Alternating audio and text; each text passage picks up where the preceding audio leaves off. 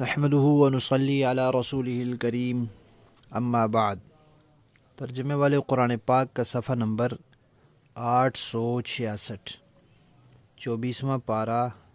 سورہ زمر، 5واں رکوع، آیت نمبر 49 اور 50۔ اعوذ باللہ من الشیطان الرجیم، بسم اللہ الرحمن الرحیم۔ فَإِذَا مَسَّ الْإِنسَانَ ضُرٌّ دَعَانَا ثُمَّ إِذَا خَوَّلْنَاهُ نِعْمَةً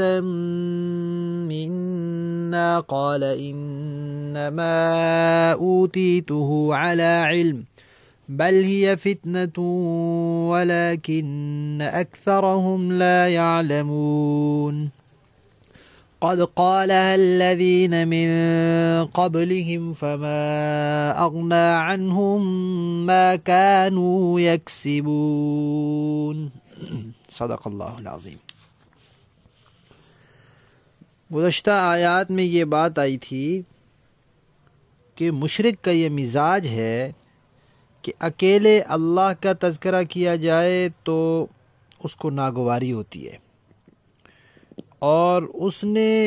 جس شخصیت کے ساتھ یا جن چیزوں کے ساتھ عقیدت وابستہ کی ہوئی ہے ان کی جھوٹی تعریفیں بھی کی جائیں، ناجائز تعریفیں بھی کی جائیں، حد سے بڑی ہوئی غلو والی تعریفیں بھی کی جائیں تو وہ خوش ہوتا ہے۔ یعنی اللہ کی حقیقی تعریف بھی اس کو پسند نہیں آتی، اور بتوں کی ناجائز اور غلو پر مبنی تعریفوں سے بھی وہ خوش ہوتا ہے۔ لیکن یہی مشرک جب کسی مصیبت میں پھنس جاتا ہے تو پھر یہ بتوں کو نہیں اللہ کو یاد کرتا ہے، خالص اللہ سے دعا کرتا ہے اور اللہ سے مانگتا ہے، اللہ کو پکارتا ہے۔ مشہور واقعہ ہے، فتح مکہ کے موقع پر ایک صاحب وہاں سے نکلے اور سمندر کے کنارے پہنچے، کشتی میں بیٹھے، کشتی چل پڑی، راستے میں بھنور میں کشتی پھنس گئی۔ تو انہوں نے اپنے لات منات کو پکارا تو ملاح نے کہا کہ یہاں لات منات کام نہیں آتے، ہماری زندگیاں گزر گئی ہیں، ایسے موقع پر خالص اللہ کو پکارنا پڑے گا، وہی کام آئے گا۔ تو وہ صاحب کہنے لگے کہ یہی بات تو وہ مسلمان کہتے ہیں، اسی سے تو بھاگ کے میں جا رہا تھا،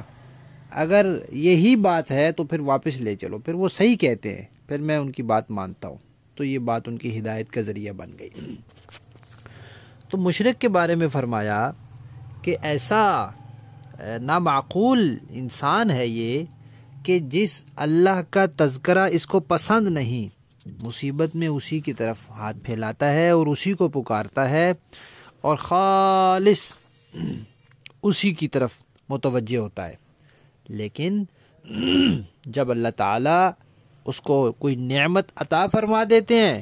تو پھر اترانے لگتا ہے، کہتا ہے یہ تو میرے ہنر کی وجہ سے مجھے ملی ہے، میرے فن کی وجہ سے مجھے ملی ہے، میری قابلیت کی وجہ سے مجھے ملی ہے۔ اللہ فرماتے ہیں یہ بڑی آزمائش ہے، لیکن اکثر لوگ جانتے نہیں ہیں۔ اور ساتھ ہی یہ بھی فرما دیا کہ یہ بات کہنے والا یہ مکہ کا مشرک پہلا نہیں ہے، اس سے پہلے بھی ایسے لوگ آئے ہیں، جیسے قارون کہتا تھا کہ یہ دولت مجھے میرے علم اور میرے ہنر کی وجہ سے ملی ہے۔ تو کہا ایسے لوگ پہلے بھی آئے ہیں جو یہ کہتے تھے کہ بس یہ سب کچھ ہمیں اپنی قابلیت کی وجہ سے ملا ہے، تو ان کا انجام بھی اچھا نہیں ہوا۔ آج اگر کوئی یہ بات کہے گا تو پھر اس کا انجام بھی ویسا ہی ہوگا۔ اب یہ امتحان ہے کہ مصیبت میں تو اللہ کو یاد کر لیتا ہے، لیکن جب نعمت آتی ہے تو اگر اللہ کا شکر ادا کرے، توحید کا عقیدہ اپنائے، صحیح راستے پر چل پڑے تو کامیاب ہو جاتا ہے، ورنہ پھر اس کے حصے میں صرف ناکامی ہی ناکامی رہتی ہے۔ دیکھیے لفظی معنی، وَإِذَا، اور جب، مسّا پہنچتی ہے، الانسان انسان کو، ضرٌ کوئی تکلیف، دعانا وہ ہمیں پکارتا ہے۔ دوسری جگہ قرآن نے کہا ہے کہ وہ خالص اللہ کو پکارتا ہے۔ ثم پھر اذا جب خولنا ہم عطا کرتے ہیں ہو اسے نعمتن کوئی نعمت منا اپنی طرف سے قالا تو کہتا ہے انما سوائے اس کے نہیں اوتیتہ یہ تو مجھے دی گئی ہے علی علم علم کی وجہ سے میری تدبیر کی وجہ سے میری قابلیت اور میرے فن کی وجہ سے بلکہ ہی یہ فتنتن ایک آزمائش ہے ولیکن لیکن اکثرہم ان میں سے اکثر لوگ لا یعلمون جانتے نہیں ہیں قد قالا پکی بات ہے کہ قد قالہا کہی تھی یہی بات الذین ان لوگوں نے بھی من قبلہم جو ان سے پہلے تھے فما اغنا تو نہیں کام آیا ان کے ما اغنا نہیں کام آیا عنہم ان کے ما وہ کچھ کانو یکسبون جو کچھ وہ کرتے تھے یعنی جو کچھ انہوں نے کمایا کاروائی کی اور کام کیا وہ پھر ان کے کام تو نہیں آیا جب اللہ کی پکڑ آئی تو پھر کوئی چیز ان کو اللہ کی پکڑ سے بچا نہیں سکی با محاورہ دیکھیں جی فَإِذَا مَسَّ الْإِنسَانَ ضُرٌّ دَعَانَا ثُمَّ إِذَا خَوَّلْنَاهُ نِعْمَةً مِنَّا قَالَ إِنَّمَا أُوتِيتُهُ عَلَى عِلْمٍ بل هي فتنة ولكن أكثرهم لا يعلمون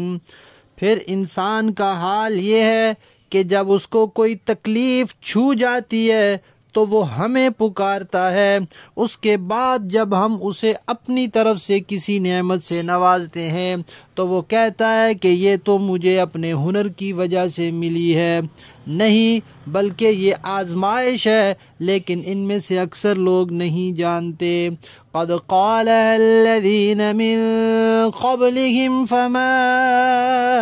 أغنى عنهم ما كانوا يكسبون یہی بات ان سے پہلے کچھ لوگوں نے بھی کہی تھی نتیجہ یہ ہوا کہ جو کچھ وہ کماتے تھے وہ ان کے کام نہیں آیا صدق اللہ العظیم